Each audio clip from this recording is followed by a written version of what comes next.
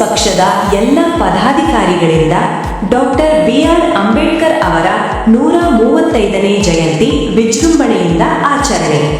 Hi hello ನಮಸ್ಕಾರ. Supreme ಟಿವಿಗೆ ಸ್ವಾಗತ. ಸಂವಿಧಾನ ಶಿಲ್ಪಿ, ಭಾರತ ರತ್ನ, ಭಾರತ ಭಾಗ್ಯ ವಿಧಾತ ಹಾಗೂ ಮಹಾ ಮಾನವತಾವಾದಿ ಡಾಕ್ಟರ್ ಬಿ.ಆರ್. ಅಂಬೇಡ್ಕರ್ ಅವರ 135ನೇ ಜನ್ಮೋತ್ಸವವನ್ನು ಕೆಆರ್ಎಸ್ ಪಕ್ಷದ ಪದಾಧಿಕಾರಿಗಳು ಅತ್ಯಂತ ಅರ್ಥಪೂರ್ಣವಾಗಿ ಆಚರಿಸಿದರು. ಈ ಸಂದರ್ಭದಲ್ಲಿ ರಕ್ತದಾನ ಶಿಬಿರವನ್ನು ಆಯೋಜಿಸಿ ಬಡ ರೋಗಿಗಳಿಗೆ ಹಣ್ಣು ಹಂಪಲು ಹಂಚುವ ಮೂಲಕ ಮಾನವೀಯ ಮೌಲ್ಯಗಳನ್ನು ಮೆರೆದರು.